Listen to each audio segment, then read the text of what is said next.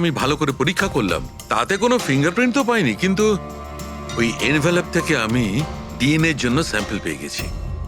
যে ওই চিঠিটা পাঠিয়েছে সে মনে হয় মুখ দিয়ে থুতু সাহায্যে ওটাকে সেঁটে দিয়েছে। আর এইভাবে ওই এনভেলপ থেকে আমি স্যালাইভা স্যাম্পল পেয়ে গেছি, যার থেকে ডিএনএ টেস্ট করতে পারবো। কিন্তু ডক্টর, ডিএনএ টেস্টিং এতে তো 4 থেকে 6 সপ্তাহ লাগবে। হ্যাঁ, আর আমি 5 দিনের জন্য যাচ্ছি দিল্লি এক কনফারেন্সে।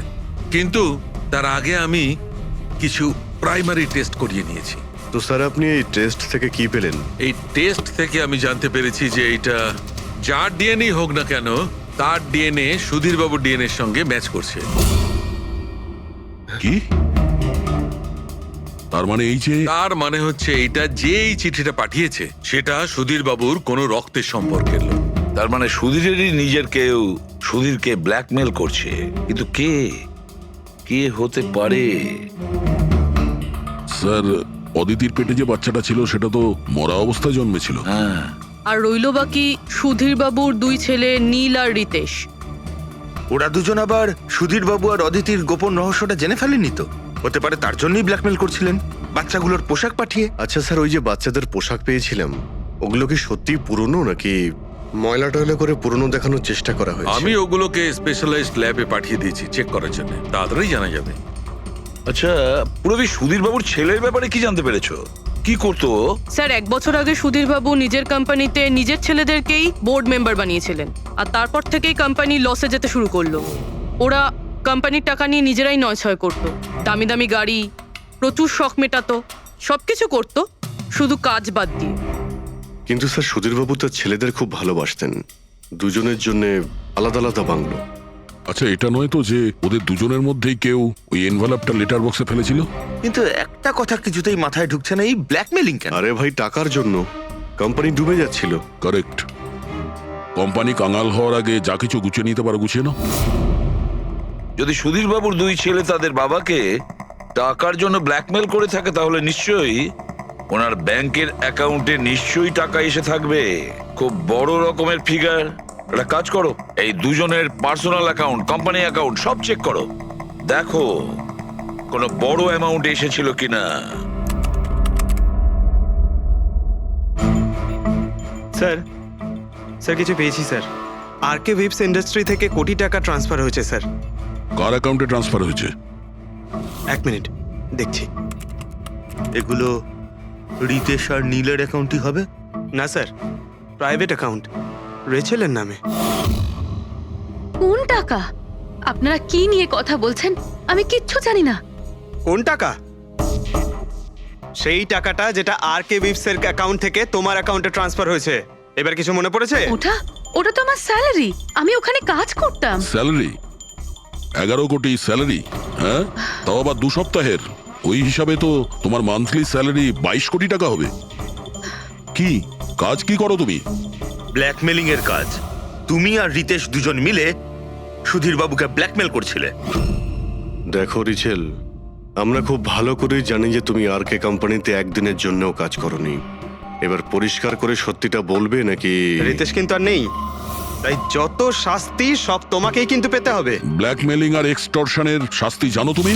আমি কাউকে ব্ল্যাকমেল করিনি। তাহলে সুধীর বাবু কি তোমাকে 11 কোটি টাকা এমনিই দান করে দিলেন? সুধীর আঙ্কেল তো ওই টাকা ট্রান্সফারই করেননি। তাহলে কে করেছিল? আমার বয়ফ্রেন্ড রিতেশ। ও আমাকে বলেছিল যে ওর কোম্পানির টাকা ও কিছুদিনের জন্য অন্য কোথাও রাখতে চায়। অন্য কোথাও? কেন? জানি না, আর আমি জিজ্ঞাসাও করিনি। তুমি রিতেশকে জিজ্ঞাসা করনি, আর যখন রিতেশ মারা গেল তখন পুলিশকেও বলনি। আমি ভেবেছিলাম যে রিতেশ তো আর বেঁচে নেই, তাই তাই টাকাগুলো আমি রেখে দিই। কেউ কি করে জানতে পারবে? কিন্তু সুধীর বাবুর ফ্যামিলিকে মারতে পারে কারা? পরি তো ভিডিও বানাচ্ছিল, আর জাহ্নবী অসুস্থ ছিল, আর জগন্নাথ নিজের ফ্যামিলির সঙ্গে ফিল্ম দেখছিল। কিন্তু অদিতির ব্যাপারে আমি কিছুই বুঝতে পারছি না। কিন্তু কে হতে পারে যে সুধীর বাবুকে এনভেলপ পাঠায়, ওই প্যাকেটটা পাঠায়? সে কে? ওর নামটা সুধীর বাবু উইলে লিখতে চেয়েছিলেন, কিন্তু লেখেননি। সে কে?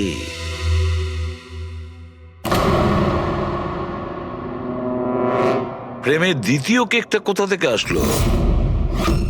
হ্যাঁ স্যার, এখানে দুটো কেক। সেটাই তো, যখন বার্থডে ছিল সুধীরবাবু তার নিজের ফ্যামিলির সঙ্গে, ছোট কেকটা কেন কাটতে যাবে যেখানে এত বড় কেকটা রয়েছে এর সামনে?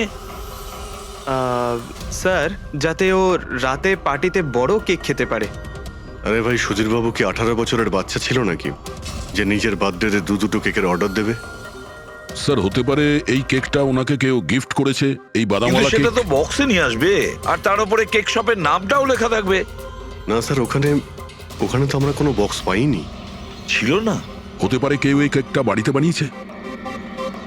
সেই জন্যই আমরা ওখানে বক্স পাইনি। কিন্তু এই আমন্ড দেওয়া কেক পাঠালোটাকে? স্যার হ্যাঁ, স্যার আমি জাহ্নবীর সোশ্যাল প্রোফাইল চেক করছিলাম। স্যার এখানে ওর অনেক অনেক ছবি আছে যেখানে ও কেক আর পেস্ট্রি বেক করছিল।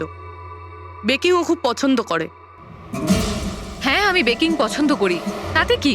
তো কিছু না, তুমি বাদামওয়ালা কেক বানিয়েছিলে না সুধীর বাবুর জন্য? আমি যখন জানি যে ওনার বাদামে অ্যালার্জি, তাহলে আমি ওনার জন্য বাদাম কেক কেন বানাবো? কারণ তুমি চাইছিলে যে উনি কেকটা না খান, যদি খেতে অজ্ঞান হয়ে যেত না। আর তুমি চাইতে যখন তুমি ওকে মারবে তখন যেন ওর জ্ঞান থাকে, কষ্ট পায় তোমার সামনে, প্রাণ ভিক্ষা করে, তাই না? আরে আমি সুধীর আঙ্কেলকে কেন মারবো? তুমি কেকের মধ্যে সেনেটিভ মেশাওনি রিতেশ, নীল আর মায়াকে মারার জন্য? আপনারা এইসব কি বলছেন বলুন তো? ব্যাস ব্যাস, অনেক হয়েছে। তুমি বলেছিলে না যে ওই দিন তুমি অসুস্থ ছিলে আর বাড়িতেই ছিলে? কোথাও তুমি যাওনি। তুমি পার্টিতে কিভাবে গিয়েছিলে কিনা পার্টিতে?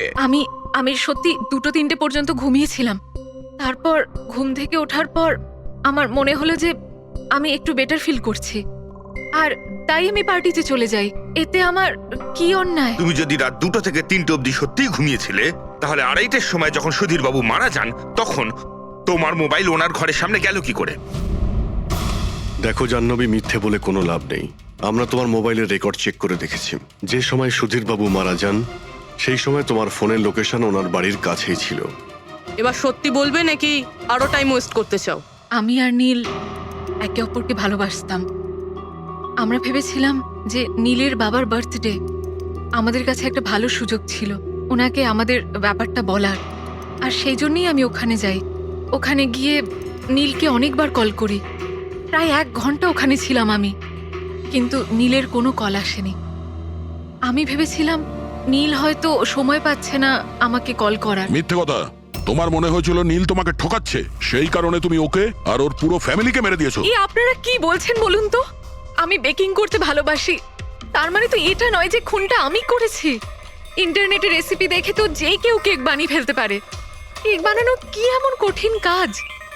আর রিতেশের গার্লফ্রেন্ড রেচেল, ও তো বেকিং করে। আপনারা ওকে কি কেন কিছু জিজ্ঞেস করছেন না? সবাইকে জিজ্ঞেস করবো আমরা। ডাকো সবাইকে। ভীষণ ইন্টারেস্টিং কেস এটা। এরকম খুব কম হয় যে এতজনের কাছে একটা লোকের প্রাণ নেওয়ার জন্য সুযোগও আছে আর মোটিভও আছে। আপনারা আবার? আরে স্যার, আমি কেন মারবো ওনাকে? আপনি নীলকে বিয়ে করতে চেয়েছিলেন, ওর ফ্যামিলির লোকেরা রাজি হয়নি। এ তো খুব বড় একটা কারণ খুন করার। আর সুধীর বাবুর ফ্যামিলির জন্য আত্মমর্যাদা, সোশ্যাল স্ট্যাটাস অনেক গুরুত্বপূর্ণ ব্যাপার ছিল। এর সবচেয়ে বড় এক্সাম্পল অদিতি দেবী। আর সুধীর বাবু এই নিজের সম্পত্তি আর স্ট্যাটাসের জন্য আপনার জীবন নষ্ট করে দিয়েছেন।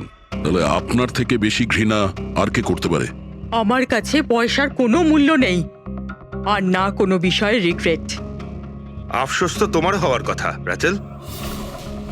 এখানে তো 5,000 টাকার জন্য মানুষকে খুন করে, আর তুমি তো বসে বসে 11 কোটি টাকা পেয়েছো। আর আপনি? আপনার হাতে তো সুধীর বাবু তার লাইফের রিমোট কন্ট্রোল দিয়ে দিয়েছিল। আপনি সবই জানতেন ওনার ব্যাপারে। এটাও জানতেন যে উনি ওনার গানটা কোথায় রাখেন। দেখুন, আপনাদের যা ইচ্ছে বলতে পারেন। আমি আপনাকে আগেও বলেছিলাম যে আমি সেদিন ঘরে ভিডিও ব্লগ বানাচ্ছিলাম। চাইলে আমার ফোনও চেক করতে পারেন। হ্যাঁ হ্যাঁ, নিশ্চয়ই। ওই দেখি, জানা তো যাবে কিভাবে ভিডিও ব্লগ বানানো যায়।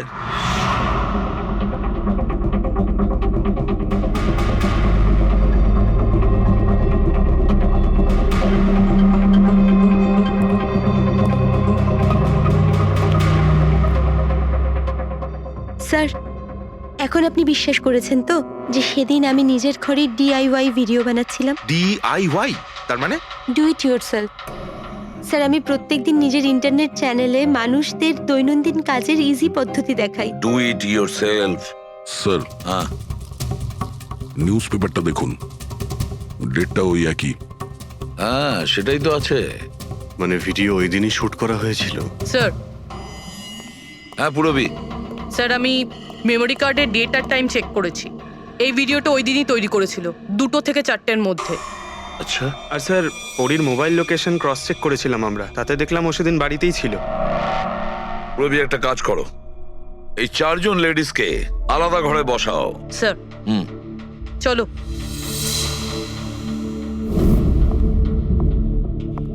স্যার, কি ভাবছেন আপনি? সমস্ত প্রমাণ তোর পক্ষেই দেখছি। এই কেসটা তো আমি অন্ধকারে ডুবে যেতে দেখছি।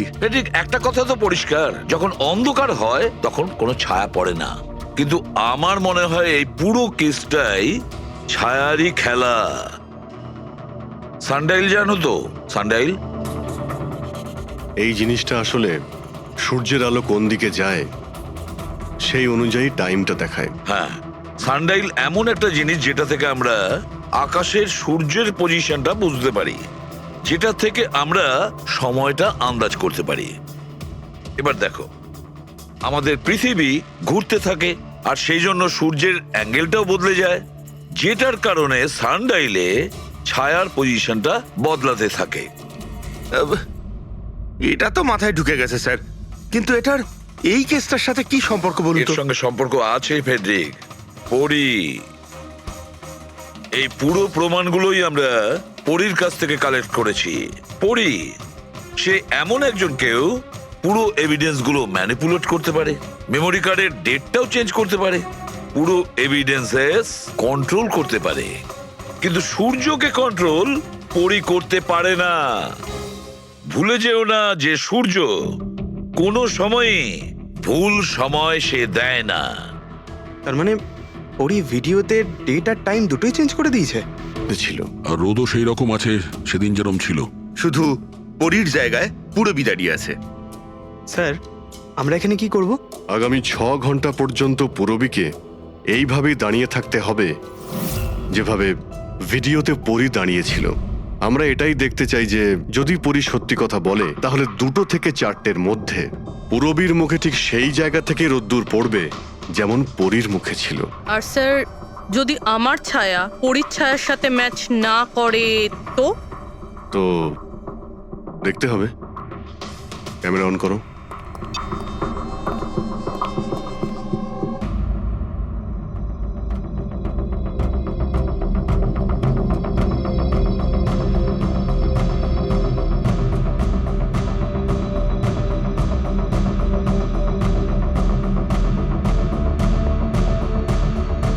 চলো, গুড। ওকে পুরবী, রিল্যাক্স। আচ্ছা, কি আছে এই ভিডিওতে? আরে দেখতে দাও ভাই।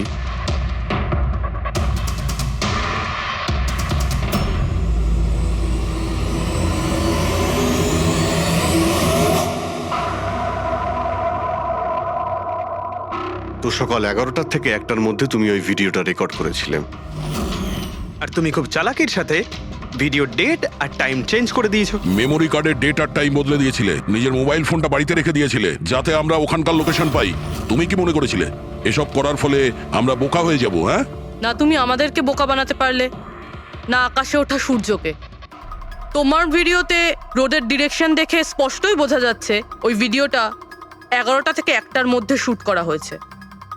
চেষ্টাটা ভালোই করেছিলেন, কিন্তু রিসার্চ ওয়ার্কটা একটু দরকার ছিল। পরি, তোমার ব্যাপারে আমরা সব কিছু জেনে গেছি। পড়ি, আমাদের হয়তো ম্যাক্সিমাম 4 সপ্তাহ সময় লাগবে তোমার DNA টেস্ট করে এটা প্রমাণ করতে যে তুমি সুধীর বাবুর মেয়ে, কিন্তু তাতে সত্যিটা বদলে যাবে না।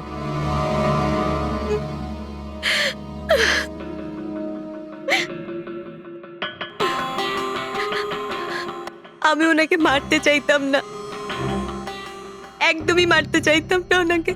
আমি তো শুধু এইটুকু চাইতাম যে উনি আমাকে স্বীকার করুক। ছোট থেকে এখনো অবধি আমি অনাথ আশ্রমে বড় হয়েছি, তার জন্য একটা ফ্যামিলি চাইতাম আমি। তুমি সুধীর বাবুর ব্যাপারে জানতে পারলে কিভাবে?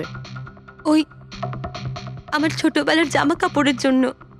ওই জামা কাপড়ে হসপিটালের কার্ড ছিল, উনি ওটা বের করতে ভুলে গেছিলেন। ওই কার্ডে বাবার নাম্বারও ছিল।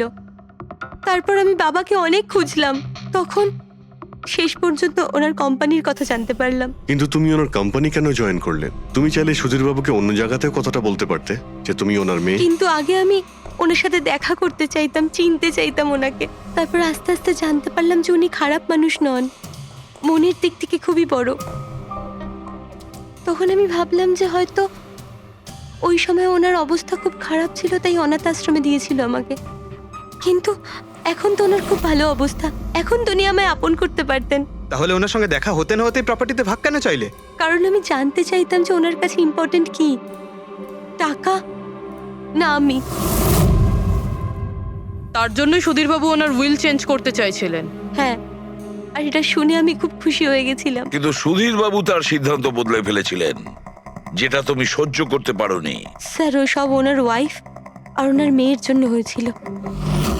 ওরা এটা সহ্যই করতে পারছিল না যে বাবা আমার নাম উইলে অ্যাড করছিল।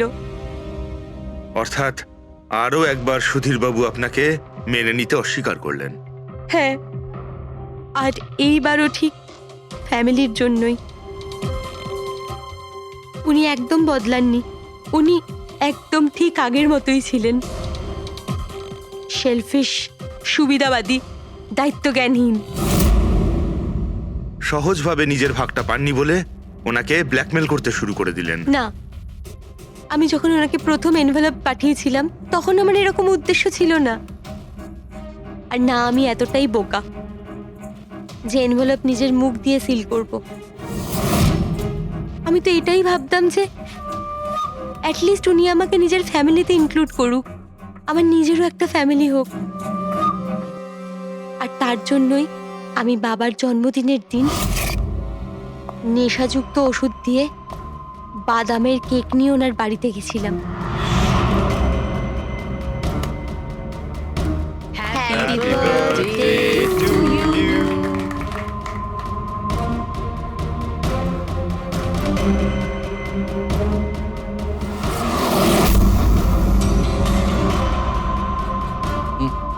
আমার অ্যালার্জি আছে।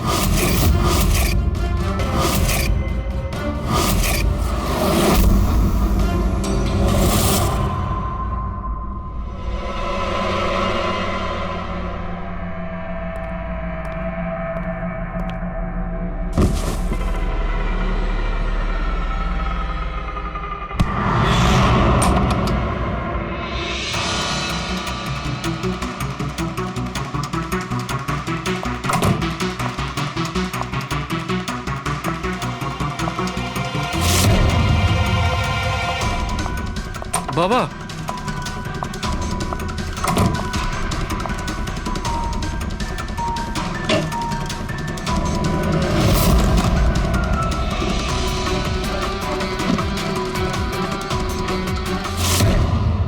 তুমি সুধীর বাবুর পুরো ফ্যামিলিকে মারতে চেয়েছিলে না?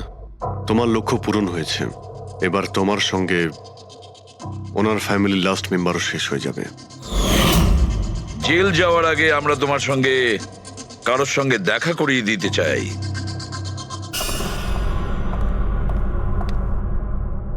ইনি অদিতি দেবী, তোমার মা। মা? আপনাকে মিথ্যে বলা হয়েছিল যে আপনার সন্তান মৃত জন্ম নিয়েছিল।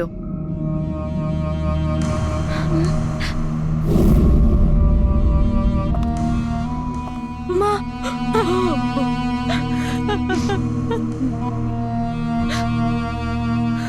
ওর এই সুধীর বাবু আর তার ফ্যামিলিকে শেষ করে দিয়েছে। আমরা দুঃখিত, আপনারা দুজন আবার বিচ্ছিন্ন হয়ে যাচ্ছেন।